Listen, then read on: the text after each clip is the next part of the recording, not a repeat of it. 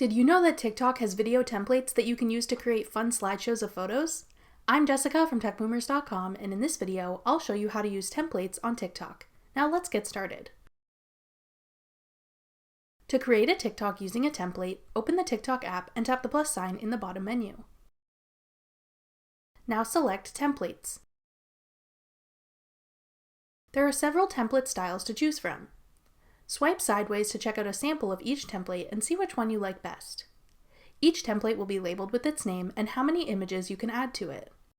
Once you've picked the one you like, tap Select Photos. Now select the photos from your device that you want to include in this slideshow. Then tap OK. TikTok will process the photos and place them into the template automatically in the order you selected them.